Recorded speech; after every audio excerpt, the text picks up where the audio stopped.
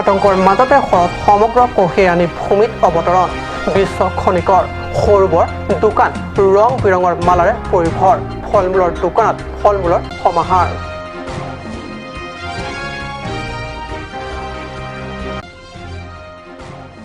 নগালেণ্ড অসম সীমান্ত কাৰ্বি আংলঙত নগাৰ বেদসকলৰ পৰা প্ৰতিৰোধৰ প্ৰয়াস সীমান্ত জনজাতি কল্যাণ সমিতিৰ উদ্যোগত পথ উন্নয়ন কাৰ্য অব্যাহত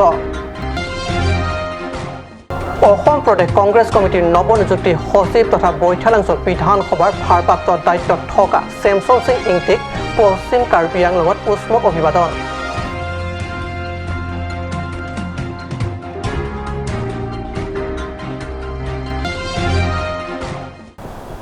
নমস্কাৰ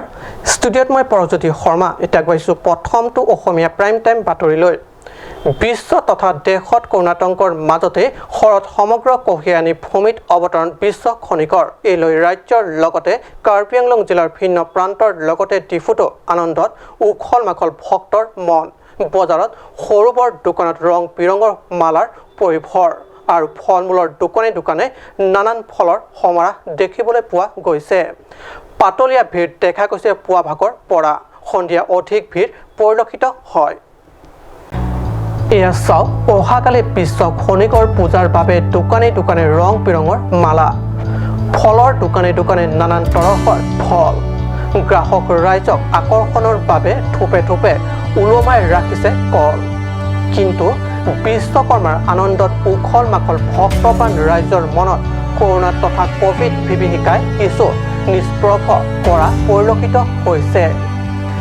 বিশেষ স্থানৰ বাহিৰে স্থানে স্থানে পূজা মণ্ডপ পৰিহাৰ কৰা হৈছে ইফালে পৰাপক্ষত সচেতন গ্ৰাহকে সামাজিক দূৰত্ব অব্যাহত ৰাখি পূজাৰ সামগ্ৰী ক্ৰয় কৰিছে আনহাতে কিছুমানে পাহৰি গৈছে সামাজিক ব্যৱধান অহাকালি পূজাৰ বাবে উখল মাখল মনক অলপ সময়ৰ বাবে পূজাৰ আনন্দই পহৰাই পেলাইছে কৰোনাৰ বিভীষিকা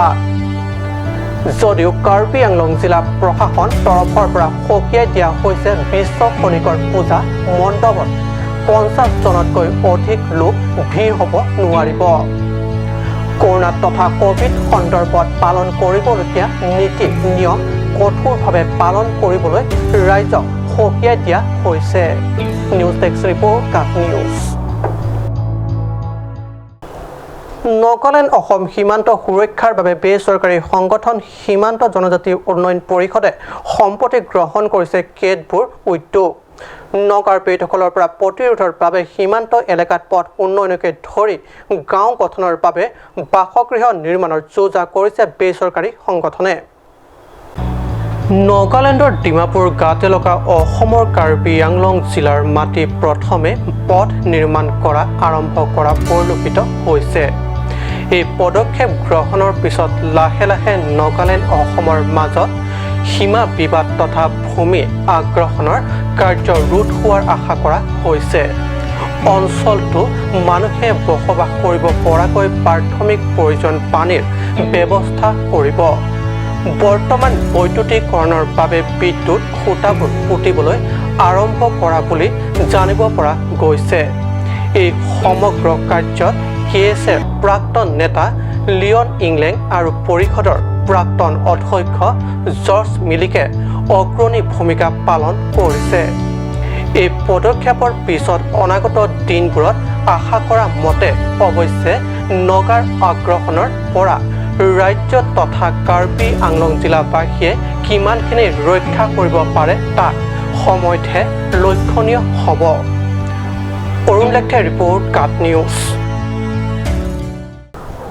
অসম প্ৰদেশ কংগ্ৰেছ কমিটিৰ নৱনিযুক্তি সচিব চেমছন সিং ইংটিক পশ্চিম কাৰ্বি আংলং জিলাৰ ১ নং দুৱাৰামলা পৰিষদত মঙলবাৰে উষ্ম অভিবাদন জনাই কংগ্ৰেছ দলৰ সমৰ্থক ৰাইজে নতুন সচিবগৰাকী বৈঠালাংছ বিধানসভাৰ ভাৰপ্ৰাপ্ত বিষয়া হিচাপে দায়িত্ব ন্যস্ত কৰা হৈছে প্ৰদেশ কংগ্ৰেছ কমিটিয়ে এসময়ত জনপ্ৰিয় কণ্ঠশিল্পী চেমছন সিং ইংটিৰ এতিয়া নতুন পৰিচয় অসম প্ৰদেশ কংগ্ৰেছ কমিটিৰ নতুন ছত্ৰচাৰী তথা সচিব অসম প্ৰদেশ কংগ্ৰেছ কমিটিৰ পৰা সচিব পদত নিযুক্তি লাভ কৰিয়ে চেমছন সিং ইংটি পশ্চিম কাৰ্বি আংলঙত উপস্থিত হয়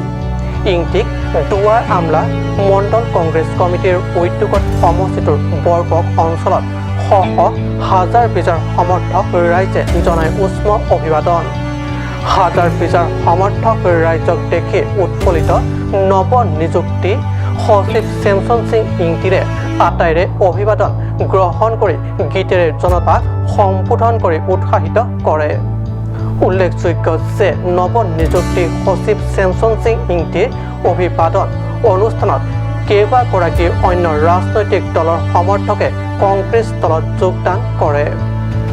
অভিবাদন অনুষ্ঠানত পশ্চিম কাৰ্বি আংলং জিলা কংগ্ৰেছৰ সভাপতি সাৰ্থে ক্ৰামছা উপ সভাপতি সিং কেৰণ পশ্চিম কাৰ্বি আংলং যুৱ কংগ্ৰেছ কমিটিৰ সভাপতি আগষ্টিন ইংটি ৰংখাং ব্লক কংগ্ৰেছৰ বিজয় কেৰণ আৰু দুৱাৰ আমলা মণ্ডল কংগ্ৰেছৰ নেতা কৰ্মী আৰু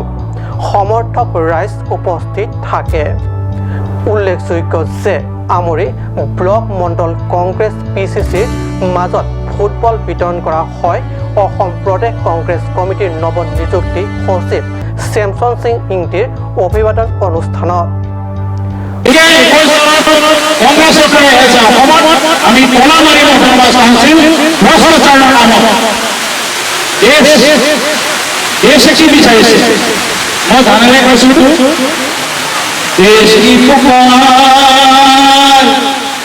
कांग्रेस सरकार वक्त की पुकार कांग्रेस सरकार वतन के नाम के लिए गरीब आवाम के लिए ये वक्त की पुकार है कि कांग्रेस को वोट दो वतन के नाम के लिए गरीब आवाम के लिए ये वक्त की पुकार है कि कांग्रेस को वोट दो সময় হৈছে দেশৰ বাণিজ্যিক বিৰতিৰ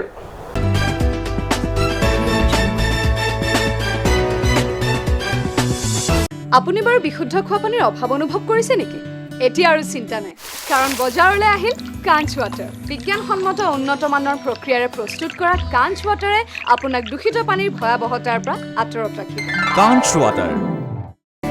Want to increase the productivity of your crops or thinking to buy machinery tools and agricultural equipment? Here's the one-stop destination for your needs.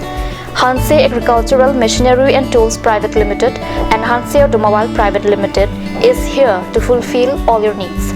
Here you will get 3 wheels auto rickshaw, auto truck, tractor, power tiller, tempo, etc. Facilities and tools available are water tank, 2-wheel farm hand tractor with reaper, H-wheel, land leveler, cultivator, rotavator, hydraulic trailer, etc. For loan facility and further details, please contact at 7002045078 or 9854923592.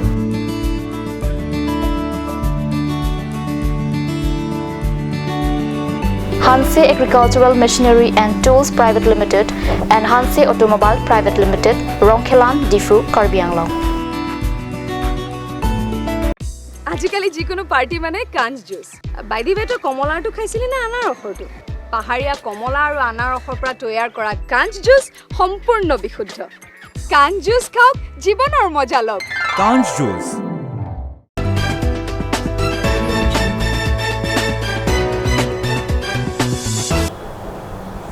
বিৰতিৰ পিছত পুনৰ বাতৰি মজিয়াত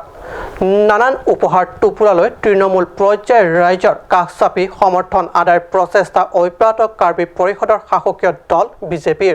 জিলাখনৰ লাংহিনত ভিডিচি অধ্যক্ষ খনচাই বসুমতাৰীয়ে খেতিয়ক ৰাইজক মাছৰ পোনা বিতৰণ কৰি আগন্তুক বিধানসভা নিৰ্বাচনৰ বাবে পথ সুচল কৰাৰ প্ৰয়াস বিজেপি নেতাগৰাকীৰ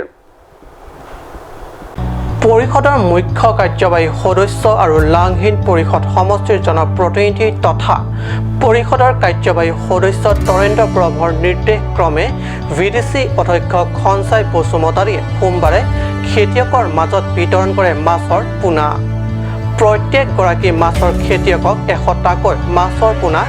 বিতৰণ কৰে ভিডিচি অধ্যক্ষ বসুমতাৰীয়ে উল্লেখ্য যে পৰিষদীয় সমষ্টি লাংহিনত প্ৰতিজন মাছৰ খেতিয়কক 100টাকৈ মুঠ 50,000টা মাছৰ পোনা বিতৰণ কৰিব বুলি সাংবাদিকৰ আগত ব্যক্ত কৰে বিডিচি অধ্যক্ষগৰাকীয়ে। নেতৃত্ব আৰু বিজেপি লাংহিন মণ্ডল প্ৰেচিডেণ্ট শ্ৰী সুনীল কুমাৰ বড়োৰ উপস্থিত মীন পালন বিভাগৰ বিষয়ববীয়া সকলৰ উপস্থিত আজি 50,000 মীন পোনা এইটো আমি 100জন মীন ফিচাৰী